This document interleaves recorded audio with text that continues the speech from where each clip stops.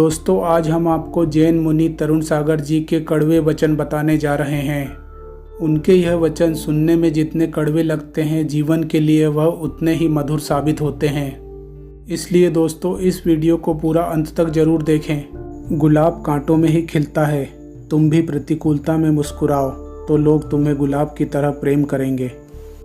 याद रखना, जिंदा आदमी ही मुस्कुराएगा, मुर्दा कभी भी नहीं मुस्कुरा सकता।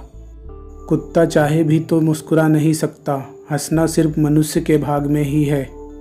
इसलिए हमेशा याद रखना, जीवन में सुख आए तो हंस लेना और दुख आए तो उसे हंसी में उड़ा देना।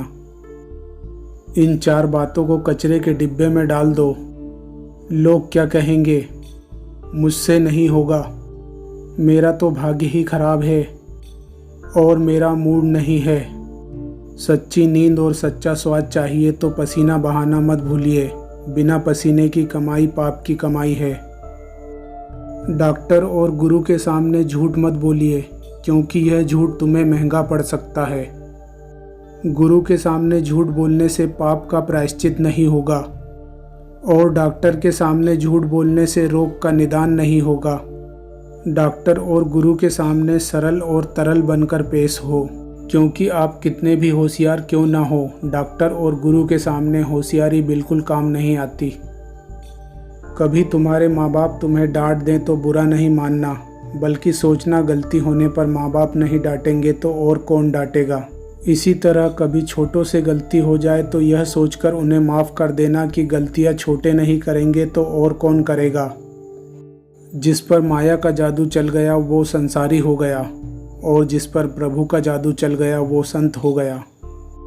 आदमी की औकात मुट्ठी भर राख से ज़्यादा नहीं है, पर अपने आप को चक्रवर्ती का बाप समझता है। एक माचिस की तीली, एक लोटा घी, लकड़ियों के ढेर पर कुछ घंटे में बस राख, बस इतनी सी है आदमी की औकात। हर हाल में मुस्कुराने की आदत डाल लो तो जीवन सत्यम शिवम सुंदरम का पर्याय बन जाएगा।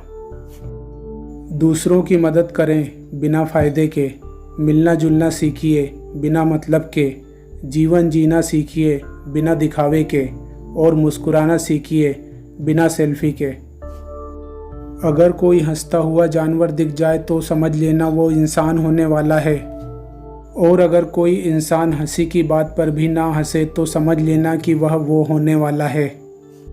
मनुष्य भाषा, मजहब, जाति, धर्म, क्षेत्र के नाम पर मनुष्य को बांटता आ रहा है। मनुष्य को बांटता आ रहा है। मोबाइल की बड़ी माया है, सब खत्म कर दिया। घड़ी, टार्च, कैलेंडर, कैमरा, चिट्ठी पत्री।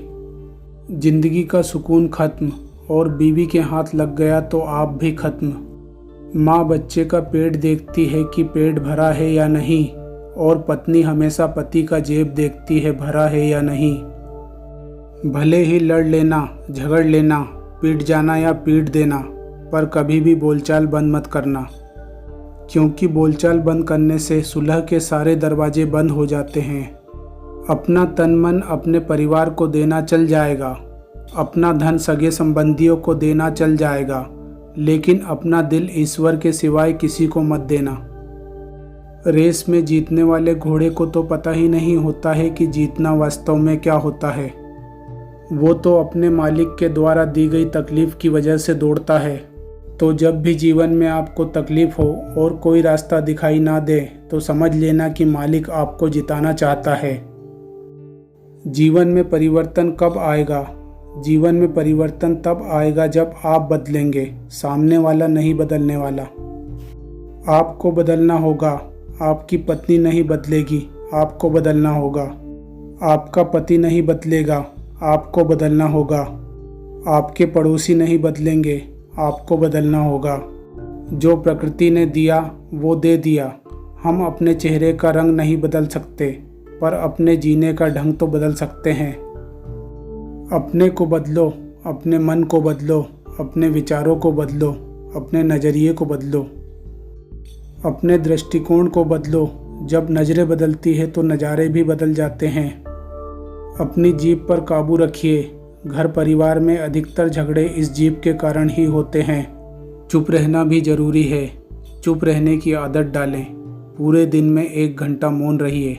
1 घंटा नहीं रह सकते तो कम से कम आधे घंटे का मौन रखिए। नहीं रख सकते तो 15 मिनट का मौन रखिए। नहीं रख सकते तो कम से कम भोजन तो मौन रहकर करिए। जीवन में माता, महात्मा और परमात्मा से बढ़कर कुछ भी नहीं है। जीवन में 3 आशीर्वाद जरूरी हैं, बचपन में माँ का, जवानी में महात्मा का और बुढ़ापे में परमात्मा का। माँ बचपन को संभाल देती है, महात्मा जीवन सुधार देता है और बुढ़ापे में परमात्मा संभाल लेता है। इस देश को विवेकानंद जैसे हिंदू और अब्दुल कलाम जैसे मुसलमान मिल जाए तो दुनिया की कोई ताकत हमारे देश की तरफ आंख उठाकर भी नहीं देख सकती। तुम्हारी वजह से जीते जी किसी की आंखों में आंसू आ जाए तो यह सबसे बड़ा पाप है। लोग मरने के बाद तुम्हारे लिए रोए, यह सबसे बड़ा पुण्य है।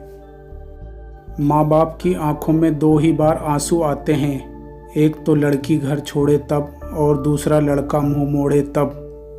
पत्नी तो पसंद से मिल सकती है मगर माँ पुण्य से ही मिलती है, इसलिए पसंद से मिलने वाली के लिए पुण्य से मिलने वाली को मत ठुकरा देना। माँ बाप होने के नाते अपने बच्चों को खूब पढ़ाना लिखाना और पढ़ा लिखा कर खूब लायक बनाना, मगर इतना लायक भी मत बना देना कि वह कल तुम्हें ही नालायक समझने लगे। सुबह सुबह आग नहीं सिर्फ बाग लगाओ। आग लगाने के लिए तो पूरा दिन पड़ा है, आखिर इतनी भी क्या जल्दी है। 10 साल के हो जाओ तो माँ की उंगली पकड़कर चलना छोड़ दो। 20 साल के हो जाओ तो खिलौनों से खेलना छोड़ दो। 30 के हो जाओ तो आंखें इधर उधर घुमाना छोड़ दो। 40 के हो जाओ तो रात में खाना छोड़ दो। 50 के हो जाओ तो होटल में जाना छोड़ दो। 60 के हो जाओ तो व्यापार करना छोड़ दो। 70 के हो जाओ तो बिस्तर पर सोना छोड़ दो। 80 के हो जाओ तो लस्सी पीना छोड़ दो। 90 के हो जाओ तो जीने की आशा छोड़ दो। 100 के हो जाओ तो दुनिया को ही छोड़ दो। दोस्तों, हमें उम्मीद है आपको तरुण सागर जी के यह प्रेरणादायक विचार अच्छे लगे होंगे और उनके यह कड़वे वचन आपको जीवन में मार्गदर्शन प्रदान करेंगे।